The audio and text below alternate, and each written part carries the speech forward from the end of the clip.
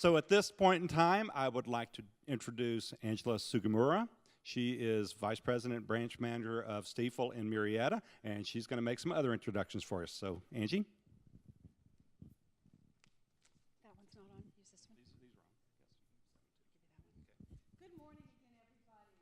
Good morning. Is everybody awake? Take this one away. It is my pleasure to welcome all of you again. This is the third.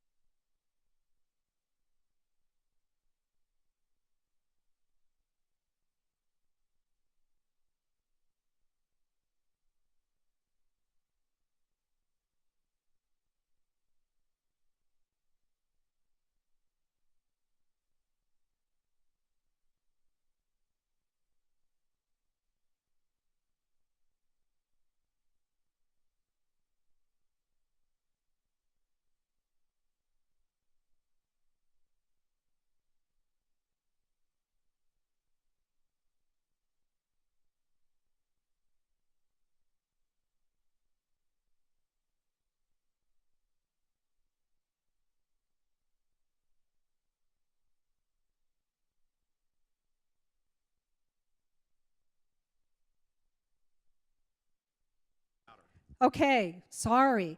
Dr. Wood is the Chief Market Strategist for Russell Investments, and Steve Peterson is the Executive Private Client Services Director. And we've had a great working relationship with Russell Investments for somewhere in the neighborhood of 15 years. Dr. Wood is a highly sought-after speaker. We were very fortunate to get him to come back to our valley. He is a frequent contributor to international media, Wall Street Journal, CNBC, Fox News, USA Today. Also, Dr. Wood is interesting as a point of interest. He does have a California connection. Dr. Wood has extensive experience as a university professor and actually taught in the universities here in California in the 1990s. And so at this time, it really is my sincere pleasure to give a warm welcome to Dr. Wood and to Steve Peterson, who is going to be our air traffic controller today and help keep Dr. Wood and the conversation on track. So please give our wonderful guests a great welcome. Thank you very much.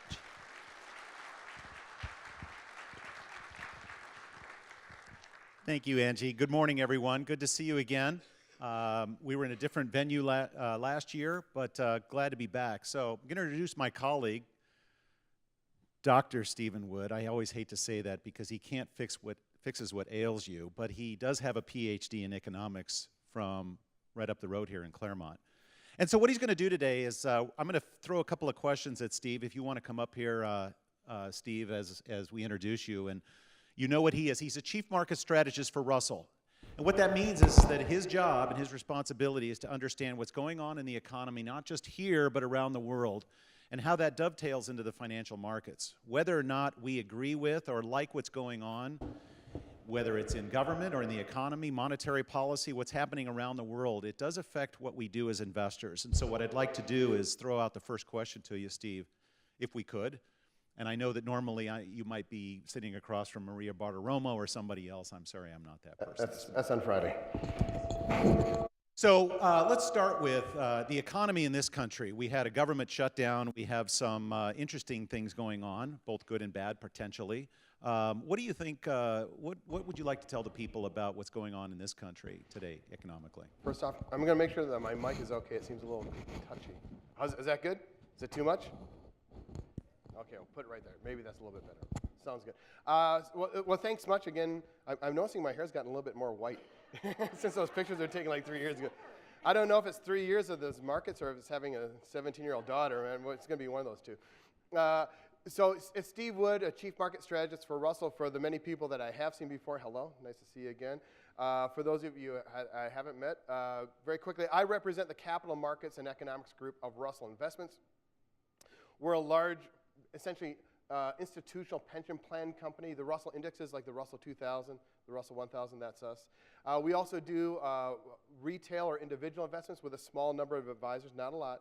And what we do is we create these large pools of capital. We solve investment questions. And we do that globally. I think the number is 2.6 trillion or so that we advise or consult on. And I'm the New York based market strategists. We've got a Seattle group, we've got a London group, we've got a Tokyo group, we got a Sydney group, and we do very good analytics on the markets, and we perform what a military man might call threat assessment on what's happening within portfolios. So that's what we do. And since that's who I am, also I got my graduate degree, I got my second master's and my PhD. What used to be the Claremont Graduate School, which is now the Claremont Graduate University, so I've just dated myself there. So I had a kid born in Claremont, and I had a kid born in Santa Monica, and then we moved to New York, and the weather here is much better. So you want to talk about the politics, what's happening? We got to be very careful to separate what we're talking about. There's a couple things going on. Fiscal cliff, which is distinct from the sequester, which is distinct from the government shutdown, which is clearly distinct from the debt ceiling. We need to put those into 4 categories. We'll deal with the debt ceiling. The debt ceiling is the ability of the United States government to fulfill its obligation and to pay its debt. That's a full faith and credit. The United States is a very interesting political system in many, many ways. And one of them is, it used to be before World War I that Congress would have to go through each debt issuance, every bond, one by one, and do a vote. They'd have to do like $1 million, 500,000, every individual debt issuance. So what they did in 1917 is they created like this omnibus bill where the Treasury could borrow a specific amount and pay all the debts, kind of like an efficiency thing. But also in 1913 you had the first income tax. So Congress wanted to have the ability to periodically check in and make sure that the president didn't run away. Checks and balances, right? So the United States is a very interesting system that we're the only country that I'm aware of that Congress has to vote twice on a debt. So they pass the budget, and so if they're going to tax 100 and they're going to spend 150, they got a deficit. But then they got to come back about 2 years later and authorize the debt to pay for the deficit they already incurred by the budget that they had a couple years ago. Doesn't make any sense to you, and it shouldn't, but it's good for, you know, legal hours, billable hours, and politicians. And remind the audience that this conversation will be apolitical. It is, very regardless apolitical. of the side of the aisle you're on, he's going to make Yeah, I'll stand me right mad. here. I'll physically stand in the middle of the aisle right here, to the left and the right. I have been a Democrat. I am no more. I have been a Republican. I am no more. I don't think you can actually register as an independent. You just become an independent. I will criticize both sides because Lord knows they've earned it. So when you look at now the debt ceiling is sacrosanct. You cannot violate that. That should not be allowed under any circumstance. And I do agree completely with President Obama that the debt ceiling should never be breached or threatened to fulfill a narrow political interest. That would be almost like Senator Obama, who did that in 2006 because he didn't like the funding for the Iraq War. Same thing, different day. Democrat, Republican, it is the Democratic minority that really perfected this. You know, 8 years ago under the Bush administration, the Republicans just picked up their playbook. Same thing, same thing. It is overwhelmingly boring to me when I look at politics in Washington. It's really boring. It's like the same lines, just different actors. So when you look at what's happening there, that cannot be violated, and it shouldn't be. But now the debts, the government shutdown, it's not that big of a deal when you think about it longer term. So the government shuts down, workers get furloughed, but then they come back with a repayment of their back wages. So the growth that we didn't get in the fourth quarter, the GDP, we're probably going to get in the first quarter. So it's just more like a distribution of growth being next year as opposed to this year. It's not necessarily mission critical. So we would look at that as being an opportunity. If the market sells off because of such shenanigans, buy into it, would be what we would say. Now, the fiscal cliff were the taxes coming into this year. And this is where I think it becomes very, like I said, uninteresting, because it's very, very difficult when we look at it objectively to see the difference between many of the Bush fiscal policies and the Obama fiscal policies. We're not talking social issues or Supreme Court justices. There's been a very consistent fiscal policy regime for the last, we're in the fourth administration of a very similar regime. And the fiscal cliff were the Bush tax cuts, which were extended by President Obama in 2010, which became, I guess, the Bush-Obama tax cuts at that point, which were made permanent in January. So again, a lot of political sniping back and forth, a lot of political ink being spilled on the pages to get us to a point where they agreed on 98%. I don't know what they were arguing about for a dozen years. I guess it was that 2% that was sticking in somebody's craw. So I mean, again, it's very, very boring. 98% of the Bush and Obama tax cuts were made permanent. Why? Because it's a good idea. It's a good idea. And then very different from that is the sequester. Now, 2 years ago, remember we had the debt ceiling debate? Congress could not agree to agree. So they said, if we can't agree, we need a poison pill and an enforcement mechanism. What would be something that is so bad that nobody would want it? It would be something that even a congressman could understand, for example, that he didn't want to have happen. It would be a Democratic and a Republican, absolutely no way do we want this to happen. It's such a clumsy, bad option. So this was Congress's attempt to come up with their absolute worst idea. Because Congress said, if we create the worst idea that everyone will hate, nobody in Congress would ever allow that to happen. And that is now the law of the land, because that is what happened. So what we're living under right now is Congress's attempt to create their absolute worst idea. Now in 2014, we're willing to bet that maybe the policy gets a little bit less bad. Maybe it'd be like their second worst idea or their fourth worst idea. I mean, it can't be their absolute worst idea being the policy in 2014. So that is going to improve a little bit. So the policy issues in Washington, I know it makes great theater. People have strong opinions, but my job is not to be liberal or conservative, Democrat or Republican. We just look at policies that are. I was in Atlanta last week, and I was sitting right in between two Tea Party guys. And that was it. When I go to Atlanta or like to Texas or Alabama, I feel like a raging liberal. Then when I go to New York, I'm like Newt Gingrich's little brother. I feel so conservative. So it really depends what the issue is and where I'm going to be. I try to be independent, and I mean, I can irritate both sides, and hopefully I'll irritate everybody in this room. So the conservatives will think I'm liberal, and the liberal will think I'm conservative. But I told them, they were talking about Obamacare. And from my perspective, I don't have the luxury or the job to agree with it or disagree with it. I'm not here to support it. I'm not here to destroy it. What I am as a portfolio strategist is I recognize that it exists. It is the law. It is. It is. So therefore, as a portfolio strategist, how does one benefit and profit from that reality? That is a perspective we need to take. Politics are not the same as investment management. Since Obamacare does exist, upheld by the Supreme Court, President Obama won a second term, it's not going to be overturned. How does one position their portfolio? And I think the unsatisfactory truth for people who might be Tea Party people here is that the winners and the losers in healthcare became much more easy to identify in the last year and a half. So who's going to win, who's going to lose, companies that will profit, companies that will not profit, became clearer after the Supreme Court decision of 2012. So we can talk about the politics of it, but we need to manage the portfolio accordingly. I think the analog could be if you're like a Nancy Pelosi chairman who thinks that the defense budget shouldn't be so big. And you think that I don't think the United States should spend so much on defense. But as a portfolio strategist, I would say, since we do, and we will, there are certain companies that will profit. Lockheed Martin, Northrop Grumman, whatever. There are defense contractors that will profit from that government policy, regardless of what your opinion is. And I think that's really, from my perspective, how we need to deal with the Affordable Care Act. There's distortions in the data. We're seeing some consequences of it. Did you see that Saturday Night Live skit where they're making fun of it? It turned out to be, well, they did a joke on Saturday Night Live about Obamacare, and it turned out that where they said, unfortunately, the website can only handle 6 people, was a joke on the comment. And you know what the number was on the Monday after that? It was 6. I mean, that's got to be one of the most prescient jokes ever. It was actually 6 people signed up on the first day. But I think we just need to move past the politics, look at the investment implications of this. So I'm completely underwhelmed by what we see in Washington. From our perspective, the market could have sold off 5 to 7%, maybe 7 to 10% over the last couple of months because of the political stress in Washington. It did not, unfortunately.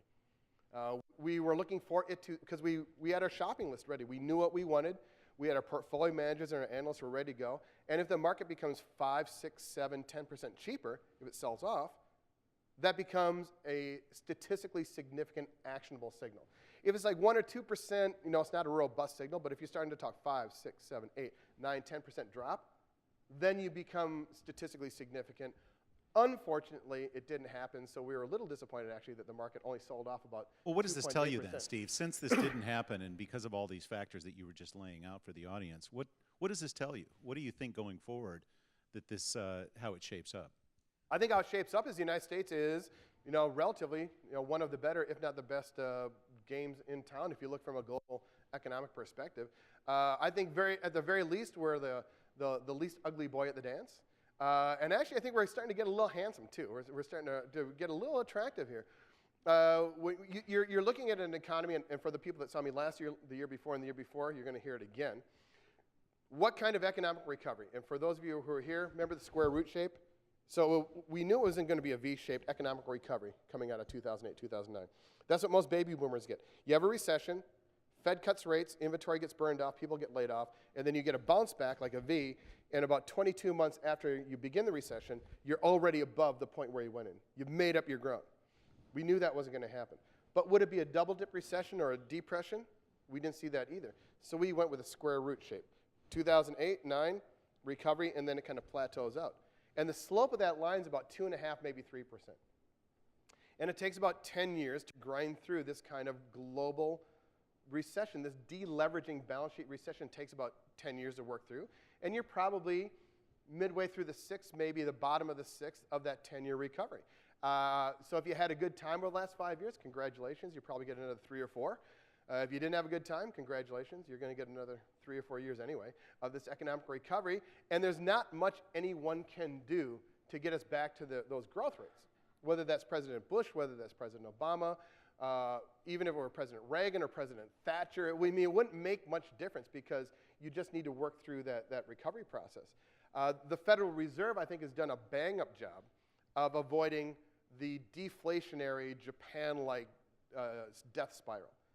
So I think what the Fed has been very successful at is avoiding the worst-case solution, a depression, deflation. Has the Fed been successful at creating this robust economic growth? Not really. But I don't think that's necessarily criticism. That's just part of this long recovery process. And Janet Yellen, who is now, and we got that one right. We were calling for Dr. Yellen to be nominated last year. She will replace Chairman Bernanke, and so she will become chair, chairperson, chairwoman, chairhuman. I don't know what she's going to pick. Sheila Bair picked chairman of the FDIC, so we'll let her decide. The new head of the Federal Reserve will be Dr. Yellen. She's going to be nominated, and she's going to be even more accommodative, even easier, keep interest rates lower for longer. So if you thought interest rates were low now, extend out that time frame under a Yellen Fed. So for people looking at fixed income space, you might notice there's not a lot of yield in the world. It may not have escaped your attention, and it's unlikely that it's going to change in a material way. But that could be frightening to investors in two ways, on both sides of that. Because number one, in a low yield environment, if you are yield oriented or you're an investor who depends upon a return of that asset class of your bonds, then you're going to be somewhat disappointed, if not completely disappointed. There are others who are really concerned about interest rates spiking and going up, that we've put too much money into the system, and that this is a concern where if I own fixed income, I'm going to be in a negative environment over the next year or two. What are your thoughts around that? Oh, there's so many questions there. I'll start with the third one first. Inflation is not really an immediate concern. Actually, the opposite is a concern. So if you're the Federal Reserve, even if you're a hawk on the Federal Reserve, you think inflation is too low. Now, the difference is, so then you've got the doves like Janet Yellen, Bernanke, who are doing the quantitative easing, the money printing. Then you've got the hawks that do not want to do quantitative easing or money printing. So the doves and the hawks. But both the doves and the hawks, they both agree that inflation is way too low. Unemployment is too high, inflation is too low, and growth is too tepid. They all agree on that. But what they disagree is they disagree with the treatment. So two doctors, they both agree that you've got cancer. One says surgery, the other one says chemo. I mean, they both agree on what the problem is. They just differ on the therapy that is appropriate to treat that situation. And that's what's happening on the Federal Reserve right now. Inflation right now is too low, if anything. So I think from a investment perspective, predominantly, I know we've talked about baby boomers in the past. Sorry, we got to keep talking about you because you're a very interesting cohort. You're a very interesting generation. So baby boomers came of age during what I call the Four Stooges, President Johnson, President Nixon, President Ford, and President Carter.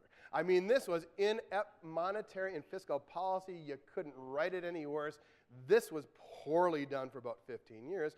And by the time you get this stagflation, this runaway inflationary environment, is there anyone here that had a car loan or a mortgage in the 70s? That was not 3.5% to 4% fixed 30 jumbo. No, that was 3% a month.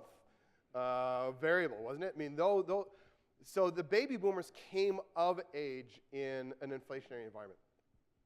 We have not really had an inflationary situation for the last 3 decades, 3+. Volcker came in who is a Carter appointee, by the way, not a Ronald Reagan appointee. Paul Volcker comes in. The world knows what inflation is. We know how to deal with it. Whenever we get inflation, that's because the government wants inflation. If you go to places like Argentina or Zimbabwe, there is runaway inflation. Why? That is a fantastic way to tax poor people and give all their money to rich people. So if you want to hurt the many to disadvantage the few, inflation is a great mechanism to do that in these kinds of oppressive regimes. So inflation is another tool of tyranny in many ways. And so it's intentional. So we know what to do. But the baby boomers, I think, still don't believe it. I gave a presentation, which I thought was pretty good, about inflation just for financial reps in Manhattan. And the group was kind of split like under 40 and over 40. And so we went through A, B, C, D, why there's really no inflation in the system. And the younger guys, like under 35, they're cool with that. You know, they just, oh, yeah. Because they're 35, they've never seen inflation. They've never seen a telephone with a cord. They've never seen a record player or anything. They just know. They got no experience with it, right? And then the guys over 60, two of them came up and they said, Dr. Wood, that's wonderful. I understand what you said. I don't believe a word of it. The older guys, the 60 years, so when you talk to a baby boomer and you show them the inflation data, and there's no inflation, a baby boomer immediately concludes what? The government's faking the data. So there's inflation. Oh, yes, there is. We know there's inflation. And so the government's hiding it, like out in Arizona with the UFOs and the space aliens. They're like keeping it a secret out there. They're just not letting us know where it really is. And then you can, I think a persuasive statement is this. If you look at the bond market, the greedy, self-interested profit motivation of the bond market, bond traders do not feel a need to be compensated for inflation risk. Now that's a statement, isn't it? So where is the inflation? So I think the Federal Reserve is going to fight a battle to get inflation up because too low is the more likely outcome. So for baby boomers who have a hypersensitivity of inflation, you got to ask yourself, and these are conversations we have all the time, what are the inefficiencies? What are the risks in your portfolios? So for a baby boomer, are they overreacting based upon a generational hypersensitivity? That's a really good question. Because if you're afraid of inflation, you probably have something in your portfolio to hedge or to insulate you from inflation. But if inflation doesn't happen, you've got that insurance premium, which is expensive, to generate no probability of an outcome, or a low probability of an outcome. So do you have a very expensive hedge, a drag on your portfolio, designed to protect you from an extremely low probability event? That's a really good conversation to have. So those are some of the risks that you need to look at your portfolio, and becoming overly conservative and overpaying for insurance policies that you don't necessarily need could be one of those things. I think from the Federal Reserve's perspective, they're printing a lot of money. They're going to continue to print a lot of money. Right now, it doesn't appear to be inflationary. When is the Fed going to begin to taper back? Right now, they're printing about $85 billion a month, and by the way, they don't have a printing machine in the basement in DC. They just go to the New York Fed, they go 85 billion, return, and they just electronically create the money. And they're going to continue to do that probably, I would say with Dr. Yellen, I think even March might be a little aggressive. I think we might be looking at early summer before they would begin to dial down and print less money. They're still going to be printing money, to be sure. They'll just print less each month. And I think she's going to be very accommodative. From a rate environment, under Bernanke, we were thinking the Fed would look at raising interest rates the fourth quarter of 2015. Under a Janet Yellen Fed, I think that's very reasonable to expect it's going to be first, maybe second quarter of 2016. So if you look at Fed funds rate right now, what the Fed charges, that interest rate is 0.08. I just checked right over there. I'm not getting good cell service out here, though. 0.08, which is essentially zero. And plus, they're printing money, so interest rates are effectively negative. So how long, beginning in, let's say, February, June of 2016, is it going to take Dr. Yellen's Fed to go from 0.08 to 1? It's going to be a while, so the portfolio implications are, I'm going to take the Fed at its word. And you all know my perspective on the Federal Reserve. I was doing CNBC a couple of weeks ago, and this guy was just yapping away. Well, here's what the Fed ought to do. The Fed ought to do this. I think the Fed should do this. He's just yapping away on TV, and I didn't say it because I'm polite. But I thought, it doesn't matter what this guy thinks, does it? Who cares what he thinks? For me, the Federal Reserve is like every conversation I have with my wife. My opinion does not affect the outcome. Right? I just need to hear what is the decision goes into my ear, and based upon what I'm told the decision is, I modify my behavior accordingly. So since Yellen and the Fed are telling me that it will be so, just like the Affordable Care Act, just like the military budget, this is what it is going to be, and my liking or disliking what the Fed is doing, it's like me saying I don't want to go out with my wife's friends tonight. It's like I'm still going to put on the clothes that she laid out for me, and I'm going to go anyway, right? So with the Fed, it's going to happen. So what do you do in that space? The Federal Reserve went to zero in 2008, 2009, 2010, 2011, 2012, 2013, 2014, 2015, 2016. We'll call that a decade, fair enough? Good enough for government work right there, right? 10 years right there. And when she starts raising rates in, let's say, second quarter of 2016, she's not going to go from 0, as I mentioned, to 1 like this. She's going to do 0.25, then see how that settles in the market, maybe do 0.5, see how that settles in, go to 0.75, 1. So how long are rates going to be so close to 0 as not to make a meaningful consequence to a person's portfolio? It's going to be a while. And when you add it up to when it started through when it's likely to end, that will be a while. So I think from a portfolio perspective, do you want fixed income? You need to have a properly asset allocated portfolio. Go back to basic principles. Fixed income is designed to do what? Stabilize the return. Many people say, I want the optimal portfolio. What's that great Jack Nicholson line, the truth? You can't handle the truth. Optimal portfolio, you can't handle the optimal portfolio. It'd be like this. It'd be like euphoria, suicide, euphoria, suicide. I mean, just bouncing all over the place. I mean, you couldn't handle it. So you put fixed income in to stabilize the return pattern so you can actually live and have a life and be fully invested for an extended period possible. So fixed income, you want to beat cash and hopefully beat cash plus inflation, and then get an asset which is negatively correlated. So when stocks do this, your fixed income does that. That's the whole point. The seatbelt in your car doesn't make you go faster. It's just if you have a crash, and in the stock market you have a crash like once every 8 months, and then a big one every 4 years, you just want to walk away. That's the whole point. But it doesn't make the car go faster. It's not a performance enhancing. So you do want to have fixed income, but you go back to basic principles. But it is going to be a lower return environment. So from a portfolio perspective, you need to look at globally diversified, multi-asset strategies where you look at equities and fixed income and credit and government bonds. You look globally, you look in stocks, you look in commodities, listed infrastructure, you look all of the above. How do you recreate that yield, that rate of return within a portfolio? And you're going to have to be disciplined, you're going to have to be focused, and you're going to have to extend out your time horizon. Well, so in a low return environment, everybody's heard this. People have been talking about it for years. I think Bill Gross, during the financial crisis, started talking about the new normal. You could kind of equate the two. What does that mean, though? I mean, in essence, it means that we have to look forward as opposed to looking backwards at what we got and look forward to what we might get. So whether you're a business owner or you're an investor, it's about what can you do going forward. You need to have fixed income because it offsets the risks of all the other things that you own, right? One of the things you mentioned is globally. We've had this viewpoint since the 1970s that investors need to have their portfolios represented globally.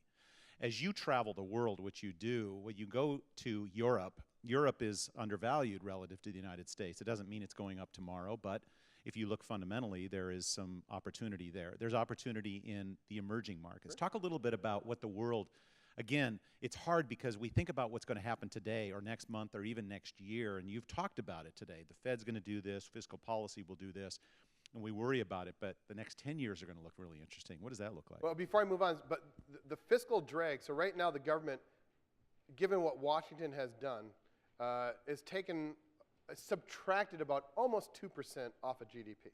So we're going to be 1.6-ish, 1.5-ish, and a big chunk of that slower growth is because the federal government has just been chopping away. And this would be my issue with both the left and the right. For some reason, the left thinks if you slam on the right brake, the bike's going to go faster, and vice versa. It means slamming on either the left brake or the right brake by cutting spending or raising taxes in a fragile recovery. Both are misguided. And that's what Europe is following right now. Europe is trying to shrink their way into expansion. They're trying to cut their way into growth. They will not be successful. In the Eurozone, I mean, Germany's going to do okay, Northern Europe. Whereas in America, you might agree or disagree with Bush, you might agree or disagree with Obama, but if you look at the vector, the quadrant, that the government is still borrowing more or less, taxes are still relatively low. That is the right general quadrant to be in terms of policy. Implementation, obviously, is kind of unpleasant to watch. It's kind of clunky. It's imperfect, but it's generally the right policy. So I think the United States has a really good chance of growing its way out of what our issues are. We really do. We heard a great presentation earlier about economic development at the local level. I mean, those are the kind of things that are very American, and I think they're going to have a very great impact. So we're going to do better than the European economy, relatively. But Europe right now is coming out of a recession. It's snapped out as of this quarter. And we think that, like this fat tail of Europe, like that year up risk, has been diminished significantly. But it does become a stock picker's game. There's a lot of great companies in Europe. There's a lot of great securities. And our stock pickers are looking at a region that is 10, 15, 20% cheaper than the US. It's a discount. So at the portfolio, what we do is we control Europe risk because they're going to have these spasms of political incompetence. I mean, that's what that great Churchill quote that once Americans have exhausted every option, they'll eventually do the right thing. Not so in Europe. Once they've exhausted every option, they'll continue to do the wrong thing. Okay, here's my theory. I think Europa is the Greek goddess of massive policy mistakes. What do you think? That sounds good? I mean, they always do the wrong thing. Then they get together and you get 17 foreign ministers and finance ministers, and they create one super bad idea.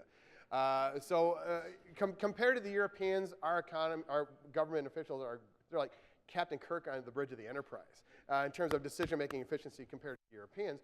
But the Europeans are getting lucky. Their economy, especially in Germany, is rebounding. The economy in Britain is rebounding significantly. The economy in China is rebounding. And the U.S. economy is rebounding significantly. So the Europeans are getting a rising tide is kind of bailing them out of this policy freeze that they've got. So I think Europe looks okay from a macroeconomic perspective. It's going to be dicey episodically from a political perspective. But there are really good companies that have globally diversified franchises. They're driving 2/3, 3/4 of their revenue ex-euro. I mean, these are some really high-quality corporations which are significantly cheaper.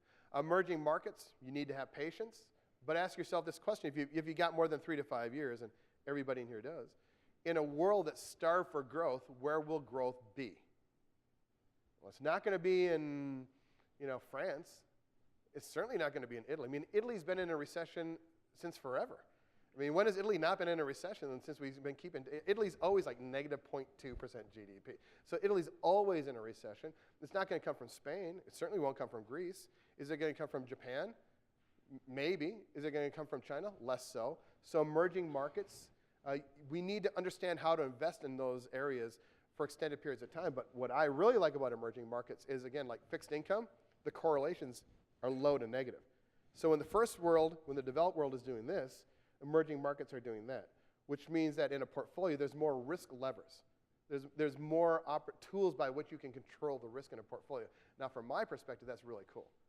The higher expected rate of return is one thing, but negative correlations is a very important component of these globally diversified portfolios. Managing the risk in a portfolio, the more tools you have, the greater success you can expect. So do we like emerging markets this year or next year? Yeah, it depends on which one. Maybe there's no short-term catalyst, as I mentioned, but over extended periods of time. Americans just need to learn how to invest in the rest of the world. I mean, it's almost an unavoidable. Well, the U.S. market is fairly valued from our standpoint, but that doesn't necessarily mean that investors won't continue to drive it, right? I mean, it's where do you go as an investor, particularly if you have a need to fulfill. Do you put it into bonds because you're scared? Well, bonds don't give you a return, so that's not a likely choice. So the U.S. markets could continue to go up from this point, but on a long-term basis over the next 10 to 20 years, you see it more outside the U.S. in both of those assets. Yeah, I think so, but I think the United States is also going to be a key driver. So right now we're kind of neutral in the United States just because we run so. I mean, the Russell 1000, large cap space, we don't look at the S&P 500. Instead, we use a properly constructed index like the Russell 1000, large cap stocks.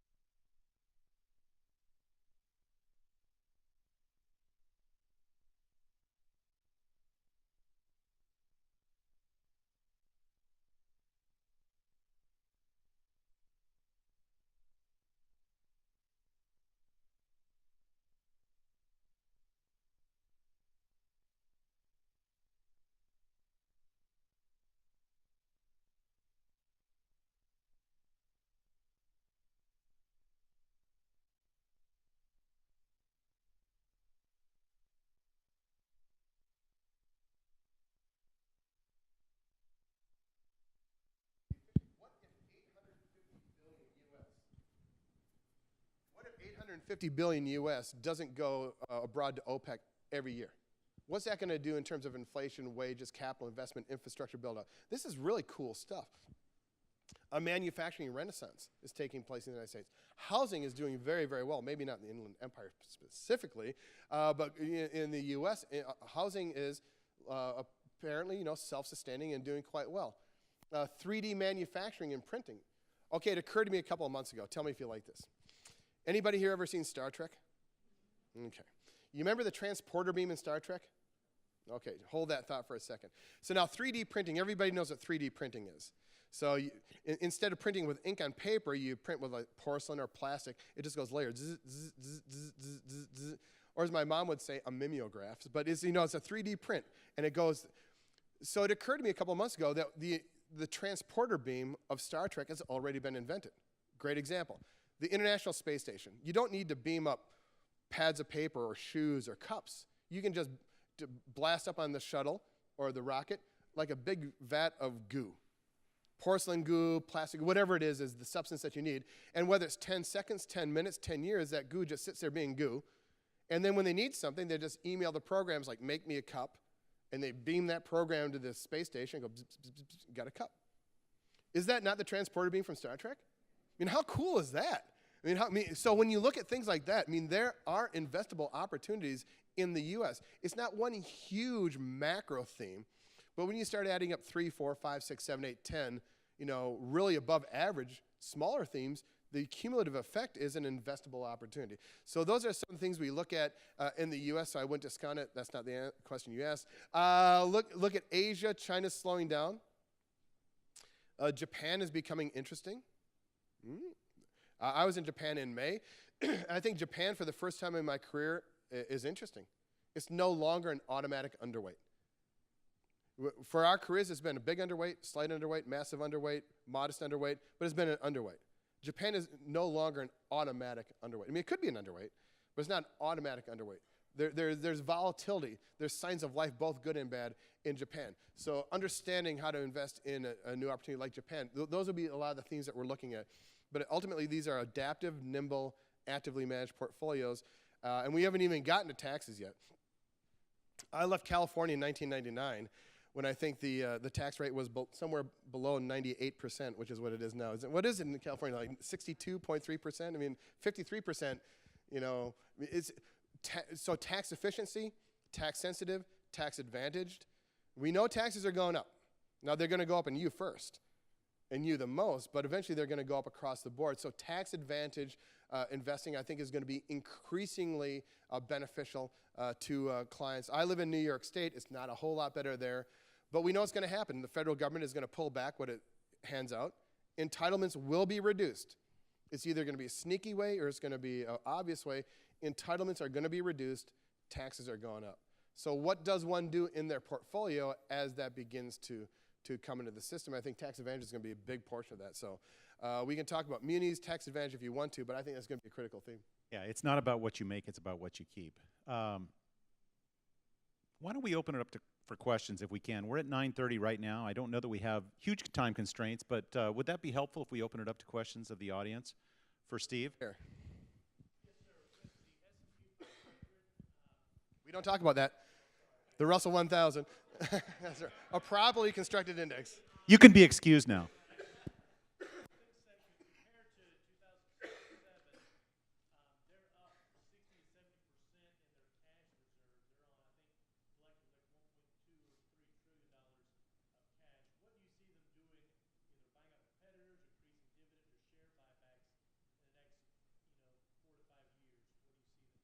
Yeah, that's the cash on the balance sheet assessment. So if you look at, S&P 500 companies. If you look at S&P 500 companies, they have, I would say it's higher than that, probably closer to 1.7 trillion in cash on their balance sheet.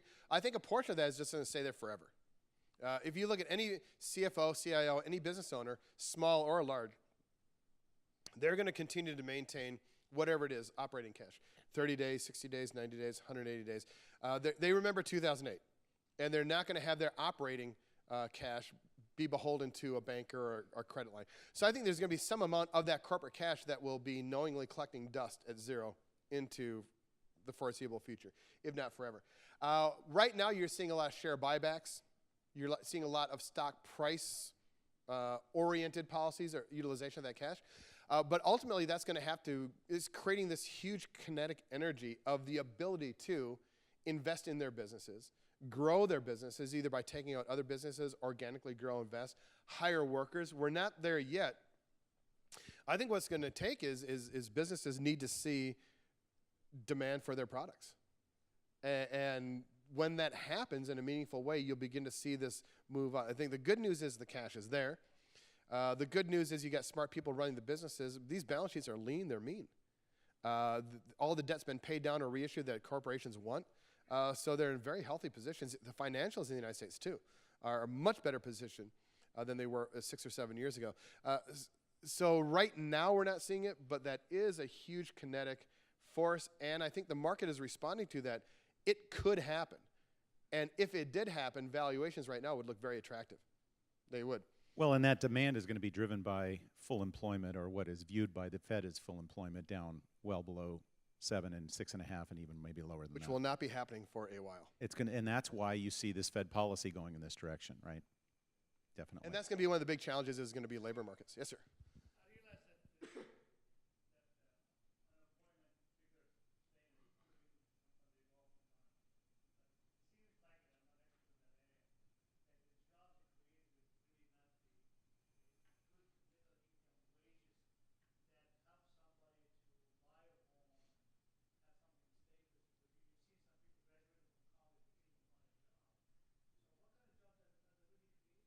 So let me repeat the question for the audience. So really it's about the employment and who are being employed, and what type of employment are we looking at. Just having an unemployment rate go down from 7.5 to 7.3, are we really creating those kinds of good jobs? Manufacturing jobs, high-paying jobs, or people coming out of college and finding work like we may have seen 20, 30 years ago? And actually, the unemployment rate's not actually going down. So you look at the unemployment rate, which I know nobody in this room looks at because you shouldn't, because it's not actually like a serious number. It's like a kindergarten number. So it's just a numerator denominator, it's a ratio. So the reason the unemployment rate is going down is you said part-time, lower quality, lower paid jobs are being created, which is by and large the case. And then people just leaving the workforce, which overwhelmingly is people in their mid to late 50s are just throwing up their hands and saying, I'm going to retire. I'm going to do something else. I'm no longer looking for a job. So when you shrink the labor force participation rate, the unemployment rate goes down just because people stop looking. So there's a couple ways, like good cholesterol, bad cholesterol. There's a good reduction in the unemployment rate, and then there's the bad reduction in the unemployment rate. And right now we're getting some bad cholesterol. So people are just saying, I'm not going to even try to look for a job, so therefore the government won't count me as being involved in the labor market. Also, we've seen over the last year about 1 million jobs put on, maybe a little bit more. Numbers range, but somewhere between 55 and 60% of those jobs were for 29 hours a week or less. That's either one of the biggest coincidences in statistics history, or the Affordable Care Act government regulation is beginning to impact the decisions that businesses are making. We're also seeing in a lot of the Federal Reserve, the beige books, the work that they do, that it's not so much the Affordable Care Act itself, it's the uncertainty surrounding what it will be like. So it's not like it's known, and since it's known, businesses can either hire or not hire. It's since it's not known and likely not to be knowable for a while, they're just going to say, okay, I'm not going to hire anybody, squeeze my employees a little bit harder for the next year or two, and wait until the details are filled in. So it's the uncertainty around the policy more than the policy itself. I did a very good job of playing both sides there, didn't I? So it's the uncertainty more than the actual policy itself that's really impacting businesses. But, you know, I was telling Steve, you know, one of my jobs after my first master's degree in the recession in 1990 was driving cab Thursday through Saturday. You know, if I can do that with a master's degree, your kid can do that with a BA. That's what I think. You know what? I'm totally okay with that. I'm absolutely okay with that. You know, that doesn't hurt my heart at all. Well, and I think that you're supposed to be broke when you're a kid. That's what it's about, isn't it? But it brings up an interesting point. Steve and I have daughters the same age. They're both graduating from high school this year, and he gave me an interesting talk about the discussions they've had around college and the choice of college, and in case of his daughter maybe wanting to choose a college that may or may not be the right choice based on the amount of money that he wants to spend or they should spend. But I think it comes up with a good point, is what are we doing with children after college? Are they actually being prepared to be employable in the type of work that's available out there? Quite frankly, there is employment out there. I have a son graduating from college this year, and we started talking about this 2 years ago. There are jobs, but you have to be able to be prepared for that kind of work. What else? I mean, if you go back to expectations, so if there's anybody here in their 50s or their 60s, go back to when you just got married. And when you got back from your honeymoon, did you get the house of your dreams? No. What did you get? You got, and let me guess, the house you could afford. You probably did something like you lived with your mother-in-law for a year to save up a down payment. Now, that's not going to motivate you. I have no idea what will. But so you're living with your mother-in-law, you're going to save something. Like, if you're under 30, you'll never. A down payment for a house will speak slowly for the younger people. A down payment for a house, which would be anywhere from 10 to 20%. So you lived with your mother-in-law in the basement, you saved up, bought the house you could afford. 25 years later, then you got the house you wanted. But the house of your dreams happens when you're 50, not when you're 22. So we're resetting a lot of those expectations about what kids should. Do you get a condo and a brand new BMW when you're 22? Me? I mean, I was driving an 81 Chevette. It had one handle. You roll down your window. I'd hand it to my girlfriend. She'd roll down her window and put it in the middle. You know, if you want some air conditioning, just lift up the floor mats. You know, you get all that nice air conditioning coming off the road. You know, it's just the way it was. And I didn't know that I was supposed to have more until I got to, be 30, more or less. So I think we're resetting a lot of expectations to a more normalized path, which also brings us back to entitlements. Medicaid, Medicare, all these entitlements. I mean, I would expect a radical rethinking of this. Back in the early 90s when I was still teaching college, I came up with the crazy idea. Remember when the tobacco companies were getting sued and they were losing and the states got all the money? So I said to my college students back in the early 90s, someday McDonald's will get sued for obesity. And they're like, that is crazy. You can't sue McDonald's for obesity. And guess what happened? So how about this? How about in a couple years from now, how about a retroactive means test for Medicare and Social Security? Okay? It's not our forecast, but it's something that would not be off the charts weird. So let's say you're now 86 years old, and they say, Mike, you make a lot of money. The way we understand Social Security now, you never should have gotten. Now, maybe we won't claw back what you did get, but going forward, just to let you know, we're going to give you 6 months, you're done. What would happen if that were to be the case? That would be a not terribly crazy or outrageous, say if you make above X $100,000 or $1 million, there's going to be a number. So those are the kinds of, then when we talk about these nimble, actively managed professional portfolios, when the rules of the game change or when the environment changes, you need to adapt. You do need to adapt. So or adapt it ahead of time. So these are the kind of things you need to think about. That's not our forecast, but again, that's not a crazy idea. It's not a crazy idea. We're going to have to balance these entitlements somehow because if the baby boomers want to get every penny that they feel earned, I love that word, earned and worked for, the only way those numbers are going to balance out is either we need like another 200 million people to come into the United States and start working, or the grandchildren of the baby boomers are going to probably be looking at, what, a 65 to 70% tax rate and maybe never qualifying for any social benefits in retirement at all. My guess is most baby boomers will be okay with that. You know, if you think about the numbers, if I was in Florida a couple weeks ago, no, like 3 months ago now. Very conservative old ladies were sitting around the table, and I only talk to people with money. I don't, right? I mean, if you've got to have some investable capital. And these people were complaining about this, complaining about that. And I asked them, how many people here at this table of these elderly ladies were willing to give up some portion of their Medicare to give their grandchildren a shot, a chance at having less than a 70% tax rate?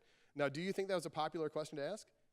Oh, no. How many of those ladies, those dozen ladies, were willing, and they're rich ladies, were willing to give up a portion of their Medicare? That was zero.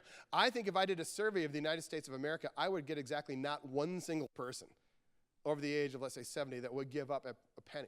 So in that case, what do? So that's one lever on the machine that no longer moves. So then you've got to come up with other ways to solve these very simple but very politically complicated math problems. Yes, sir. Exactly. So there's only so many dials that you can adjust on Social Security and Medicare, right? So that, in theory, should be easier to fix. But how about these other entitlements, whether it's welfare or some of these others? I mean, again, just your opinion, whatever that's worth. How does the police system? Wow. Am I bleeding from the nose here? Wow.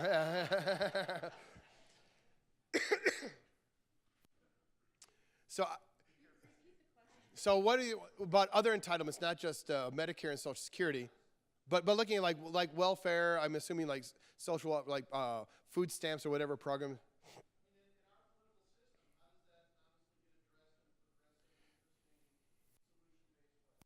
Yeah, I would look at the magnitude of the relative situation and the challenges that face, like Social Security compared to Medicare. That would be one comparison of magnitude, with Medicare being a much bigger magnitude problem than Social Security. So if you were to look at Social Security, let's say, versus, let's say, like food stamps or other social welfare programs, social welfare programs would be very small in comparison to Social Security. So I would look at triaging by what is the biggest issue and the most critical issue, and looking at that one first and kind of moving our way down.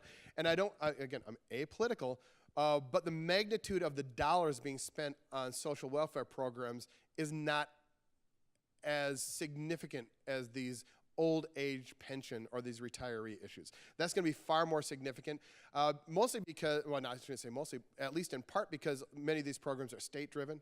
They can be local driven. They're not all federally driven. So the magnitude of that situation doesn't really come up that often in our analysis because they are relatively small dollar amounts. What's going to be big, though, is Medicare.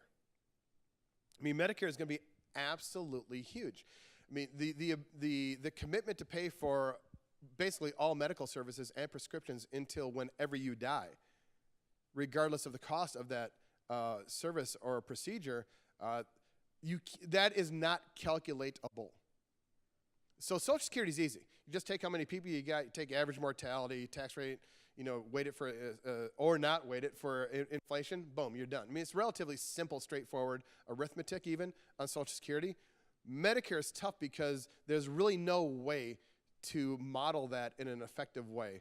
And so then you don't really know what problem you're trying to solve. All you know is that you're going to have a huge shortfall and you're not quite sure what that is. So I think Medicare is going to be a really, really, really big one. And here's where by way of example, I'm willing to give a little bit of credit in the late 60s, the people that constructed Medicare. You take the best minds with the best data.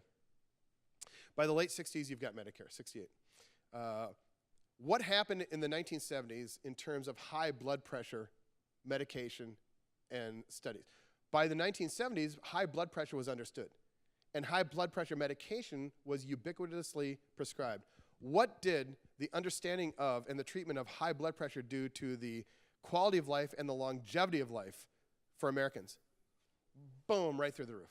Something as like a plumber figured this one out, right? If you got too much water going through a pipe, it busts. That's high blood pressure.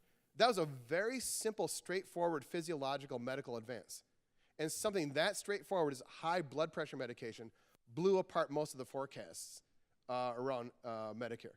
So I think the magnitude of those issues from our analysis would overwhelm, they would swamp. So even if every penny of the other welfare programs, it wouldn't really make a statistically significant dent in the larger issue of, let's say, Medicare.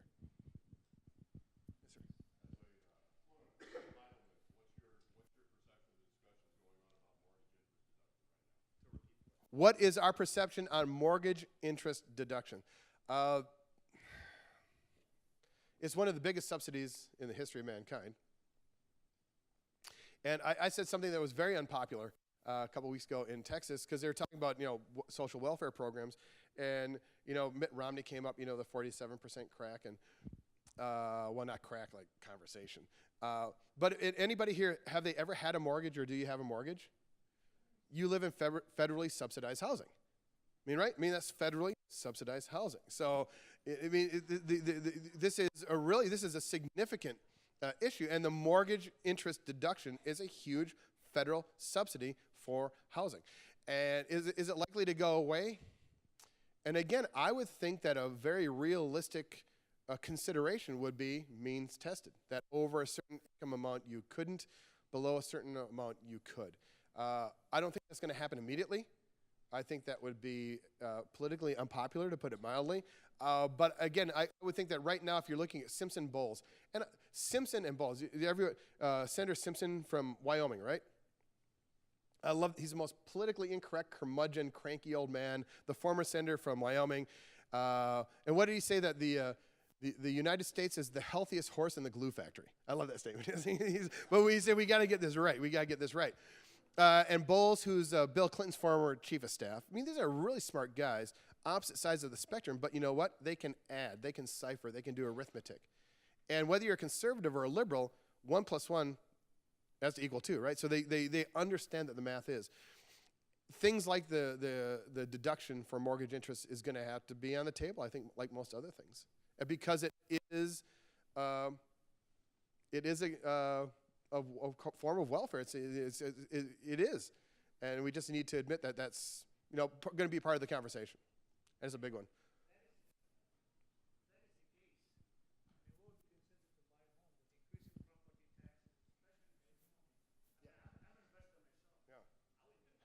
Yeah, you said, what would that do to property values? Yeah. So would that distort and create a downward draft in housing prices? Yes, which is why it probably won't happen anytime soon. Yeah. But I'm saying things like that will be increasingly considered. Last year, President Obama talked about the treatment of 401k and tax advantage funds. I mean, remember the $3 million cap? So I mean, these are things that are going to continuously be considered more seriously. Because there's not that many options. But as I say when I go to other states, people in California always say, thank God for Illinois. Because compared to Illinois, this looks like Switzerland. And in Illinois, so I mean, it's a relative thing as well. But Illinois, for example, is in a very difficult situation. And in that state, there are going to be more aggressive and more desperate ways to identify revenue for the state government because they've got to make good on these pensions. So I think Illinois is going to find themselves with very small options.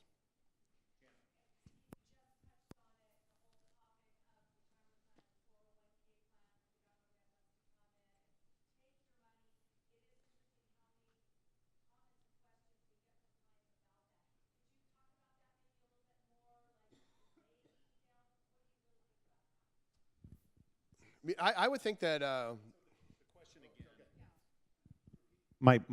the question is that all of us in this room, to one degree or another, are investors. Now, we're investing towards some future outcome, or as I like to say, outcomes. I mean, I'm funding college educations right now. That is an outcome that I've invested for over the course of my career. I'm investing towards retirement for my wife and I. Well, that's just basically accumulating wealth so I can fund something in the future. What about the changes that could come down the pike? What do you see that could affect that? So one of my perspectives is, for example, in China, the average person in China saves about 45 to 50% of their income. Why? Because they get almost nothing, if anything at all, from the government. So on the day that they stop working, they need to have all the money that they're ever going to have to spend saved. They're not going to get roads or electricity or Social Security or unemployment insurance or education. They have to have it. So I think in the United States, what would a portfolio need to look like if the person were to plan for, if my taxes are going to be going up, and as the federal government dials back programs, if I had to have a retirement that was independently and privately funded, what would that portfolio need to look like? And, when you think about when your father or your grandfather retired 50 years ago, they had the entire staff of the Social Security Administration and the entire staff of their company's pension plan working for them. I mean, they had hundreds, if not thousands of people on their staff, so to speak, when they went into retirement. Now you go into retirement, you're all alone. I would suggest importing a staff of highly qualified professionals that help you create that retirement plan. And if Medicare gets dialed back, if Social Security gets dialed back, what would that privately funded retirement look like? These are the things that we need to at least understand and have the ability to prepare for. And people are going to live longer. And I've talked about this a lot. For those of you that haven't heard my spiel, I'll give it to you again if you have. The average guy is 65 when he retires. He's probably married to a 61-year-old woman. The actuarial numbers on a healthy 61-year-old female, that's 93. There's a 35-year time horizon. So one of the risks in the market, one of the market financial or investment risks that this lady has is living longer than her money. So I think aged female poverty is going to be an increasing challenge for our industry. Women who increasingly have the probability of outliving their assets. So these are the things that would be, I think, a very material conversation, which I think right now may be more prescient, at least pressing, than I think inflation, for example. I mean, so these are some of the issues that we just need to take into consideration. And for all the husbands that want to, buy things like speedboats and a lot of these guys are workaholics too, right? They didn't know their own kids, so they'll make it up to their grandkids when they retire. Everybody comes to Hawaii, grandpa's paying. I'm going to get new eyes, new hips, new knees. I'm going to get new hairlines, and I'm going to travel the world. I'm going to get the car I always wanted. And they're going to burn in through some cash. They really will. They really will. And that is going to create even additional challenge for the second to die, which, guys, it ain't going to be you. So I think your natural life, by the way, gentlemen, is not really a relevant variable in this analysis. So the wife's natural lifespan becomes a very relevant variable in constructing these portfolios. And I think that's going to be a huge challenge, is aged female poverty.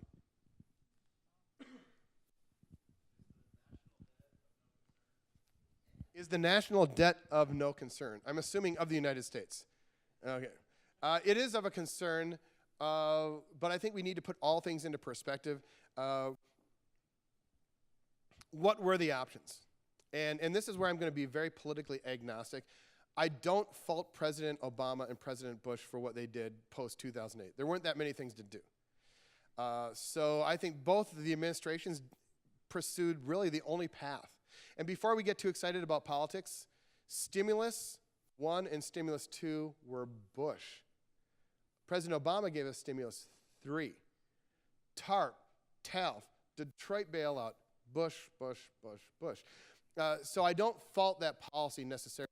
And I don't necessarily fault the Federal Reserve, because what do? When the patient's on the gurney flatlining, rib spreader, paddle, adrenaline needle to the heart, right? I mean, you don't mess around. And you can't apologize for, the scar, unless you saved a guy's life. So I don't fault them for that. I think probably the biggest issue was the $9 trillion you racked up before we went into this. So that's probably a bigger issue.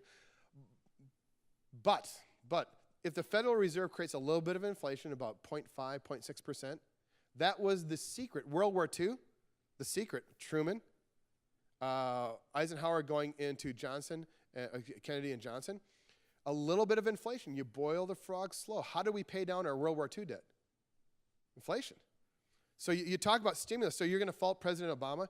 You're going to fault President Bush on the borrowing. How about the Eisenhower interstate highway system?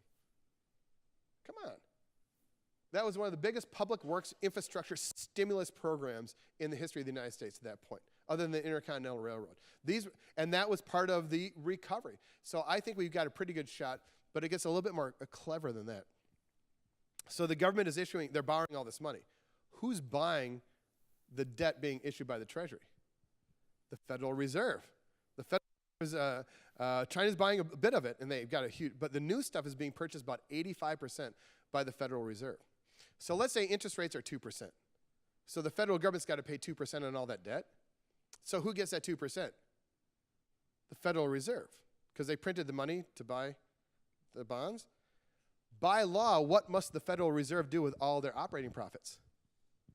Send it back to the Treasury. Interest rates are not low, my friend. Interest rates are 0. So as Mel Brooks once said, it's good to be the king. And as long as you are the United States, as long as you do have the world's reserve currency, as long as the greenback is the global reserve currency, as long as you do have the Federal Reserve, the game can't go on forever, but it can go on for a while. And so I'd expect this to be an issue, but I would also adjust it a little bit by some of these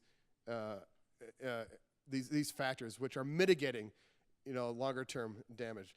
So the debt is an issue, but it all depends on what the growth rate is of the United States. And here's what the Federal Reserve knows, and this is why Jan is absolutely right.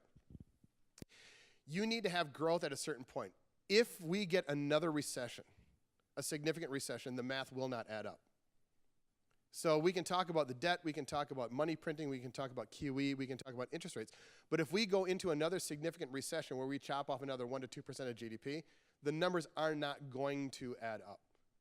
So if you're Bernanke and you're Yellen, you're saying, I've got a couple options, but the one thing I cannot allow to happen is this.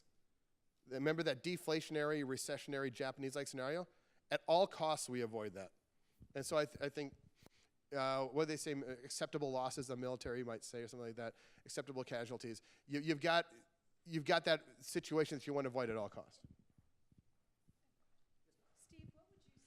Steve, what would you see as the United States' future role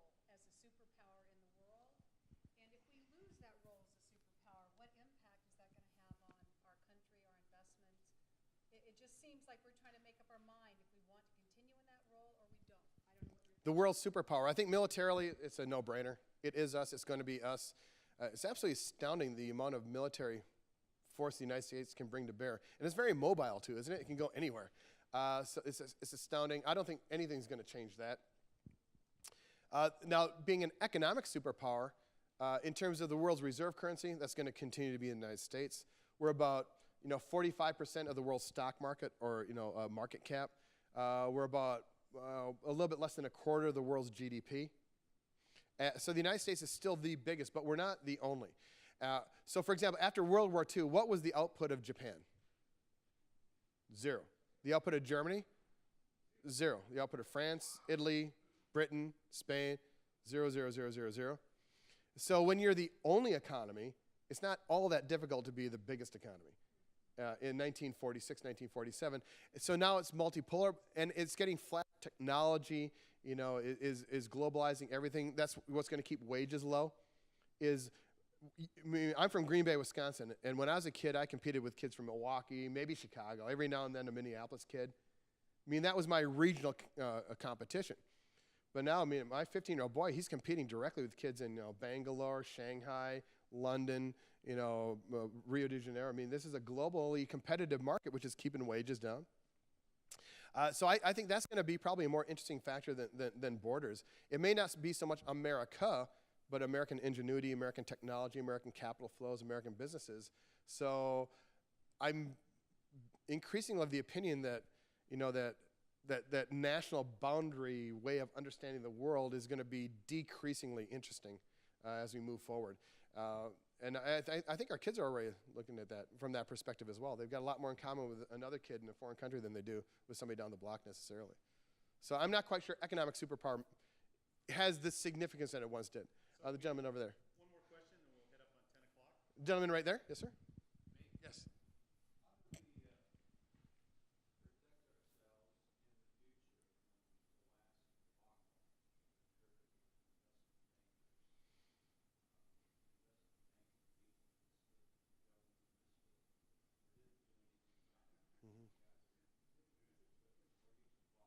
Mm-hmm.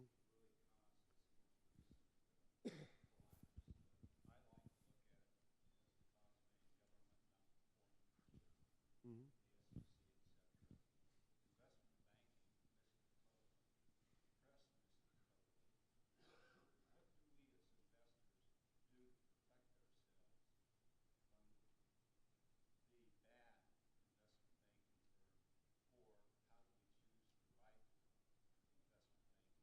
Yeah. So how do we protect ourselves from what happened in 2008, the investment banking, well, and also the securitization, the meltdown we had in 2008? I think the two components that leap to mind, which will be the most effective in my opinion, will be a globally diversified portfolio and long-term discipline. If you've got a multi-year, let's say 10 to 15-year time horizon, that can sweep away a lot of the volatility. And if you're globally diversified, you sweep away the impact of any one bad acting country necessarily. But I would be a proponent of smart, intense, enforced regulation. I think that really is. Also, I think that investors need to be actively I think a lot of investors didn't ask questions because they didn't want to hear the answer. You guys were in California during the housing boom. And a lot of people didn't ask the questions because they didn't want to know what the answer was. Because people are flipping houses and they were making a lot of money. And when life is good, don't be the guy that's going to ask the orchestra to stop playing. Right? They didn't want to know that it couldn't last forever. And if you look at what happened in investment space, so like AAA rated, and this is a caveat emptor. So if I've got a security over here that's AAA rated, and it's at 5%. I've got another security over here that's AAA rated, and it's 8%. So 5, 8, and they're both AAA rated. Well, you know what? The 8% ain't AAA. Because if it were AAA, it wouldn't need to offer 8%. It could only offer 5. But investors didn't ask the question because they didn't want to hear the answer. So what happened in 2002, 2003, 2004 is in a world where interest rates were closer to 1%, there was financial engineering which was creating 3, 4, 5, 6, 7% out of a 1% world. And investors didn't ask a tough question because I don't think they wanted to hear the answer. So that's when we get back to professionally managed adaptive portfolios. Understanding the risks in your portfolio. If you've got something that claims to be AAA rated, which is significantly higher than the AAA rated market, you want to be self-critical of the holdings within your portfolio. And I think that's what a lot of investors didn't do. Financial institutions, whatever, didn't do as well. So I would say globally diversified discipline goes a long way to addressing that. I think regulation is going to go a long way to addressing that. But ultimately, you got to be smart and ask yourself, if it is too good to be true, methinks it could be. Yes, sir.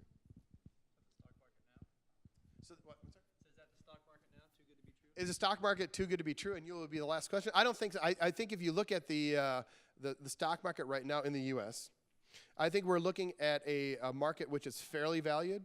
When we do the analytics, it doesn't look significantly overvalued. It doesn't look significantly undervalued. So it doesn't look rich. It doesn't look perceptibly cheap. It looks, from our perspective, as kind of a neutral. We don't have a strong quantitative view on it because it's clearly one thing or the other. So it's tough to make the argument of overvaluation. It's very difficult to make the argument that it's cheap and you should, look at it from that perspective. So we're just kind of neutral. We look at areas like maybe like Europe, Japan, emerging markets from a valuation perspective as being attractive. But we also understand, too, that you're going to see some momentum in the United States. Earnings look pretty good, and they're going to continue to improve. Revenue sales are going to be challenged. Margins are looking pretty good. So from an earnings perspective, the United States looks pretty good. Doesn't look fantastic, but looks pretty good. Interest rates are going to be low for a long, long time, as I mentioned. So the economy's doing okay. Interest rates are historically low, and earnings look, not bad to good. So it's not look up below. We think stock picking, security selection, stock picking, name by name, balance sheet by balance sheet, income statement by income statement. And you're giving me the hook, so I'll thank you very much. So I'll just say, want to thank Dr. Wood, and we'll be around for a few more minutes if you want to come up, but I want to make sure we are respectful of your time. I hope this was helpful. Morris, thank you very much. And again, thanks to Steve Wood. And if y'all will bear with us about another 60 seconds, first and foremost, we want to thank our sponsors, Stiefel, Angie, Jana, Lynn, thank you for your help. This is a marvelous event. We really appreciate that very much. To our other sponsors, International Rectifier, Cal State San Marcos, EAT, Extraordinary Artisans Table, the Branding Hive, and I'm missing one. Commerce Bank, thank you. I saw Llewellyn having to leave earlier. So we thank all of them as well, too, because they help us put these things on. And then, on top of all that, we happen to have a couple little gifts for you. So from the city of Temecula, one for each of you. Thank you very much. Yes, indeed. And then Amy, our very talented assistant at the EDC, bringing these down for us as well, too. So we thank you both. These are from Stiefel and from the EDC, and we really appreciate you coming. So to all of you, thank you very much. We really appreciate this, and we're looking forward to seeing you at our next event. So thank you very much.